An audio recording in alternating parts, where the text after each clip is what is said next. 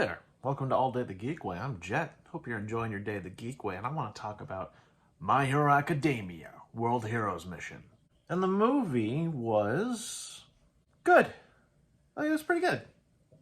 I'd probably pay to see it a second time. I wouldn't pay to see it a third time, though, honestly. Of the three My Hero Academia movies, I would probably put this one in the middle. I thought it was better than Two Heroes, but not as good as Heroes Rising. That being said, this movie had the best villain, for sure. And before I go any further, I know it's a week since the movie has came out in the theaters in the United States. I think it came out on October 29th. Today is November 5th as I create this video. Go to the theater and ask for one of these My Hero Academia booklets about World Heroes Mission. So there's some characters in the movie that you just have no idea who the hell they are. I didn't know that there was a character named Leviathan until I had to look it up in this book, and he's one of the bigger villains that comes later.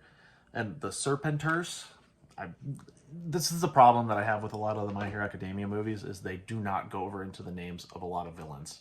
In the first movie, I had no idea who the main villain was, and like the name of him, until the credits, and that's not a good sign.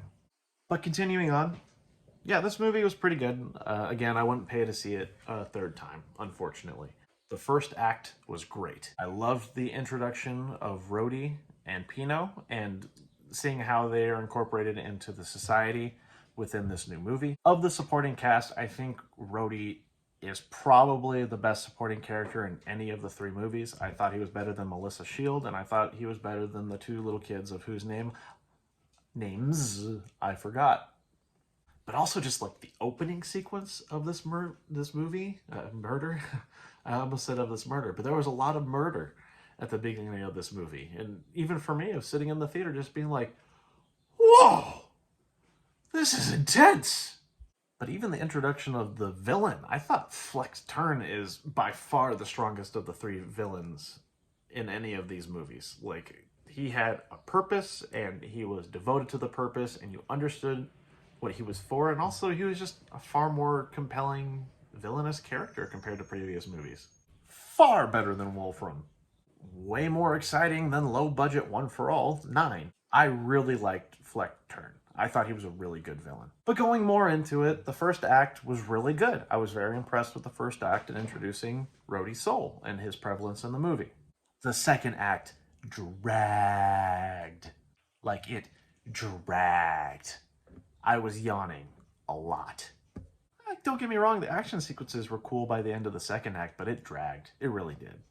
The third act is standard anime movie, where the action sequences and battles are awesome. You can turn your brain off, and they're awesome. And this is where many characters shine.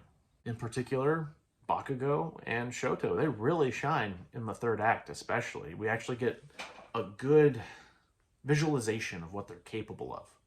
However, my favorite character is Midoriya, and I feel for most of the movie, the majority of the movie, he was severely underpowered. I don't want to say underrepresented, but compared to the scale of the other characters that we saw, it seemed like he was on a tier lower.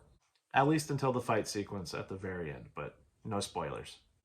I'd see this movie again, for sure. Is it as good as Demon Slayer Mugen Train? No, not even close. Especially at some points, some characters just know what other characters are doing. It's just like, oh, these three that I haven't heard from, they're doing this thing, and I know it. And me as an audience member, I was like, how do you know that? There's no indicator that the audience would know that you know this information, character. And I get it, it's just a one-off movie, it's an anime movie, and it's mainly focused on the action, but stuff like that really bothers me. It's a big continuity, well, not super huge, but it's a big enough continuity error. So again, just to kind of reflect on what I thought of the movie, I'd pay to see it one more time. The first act was awesome. The second act dragged. The third act you can turn your brain off because it's awesome anime action. The villain was way better than the previous movies. Don't forget to grab this book, because the secondary villains, you'll have no idea who the hell they are. Not the best anime movie, but it was good. Strong supporting character. Worth watching in theaters, at least once. Sara ni mu koi. Purasuru otra.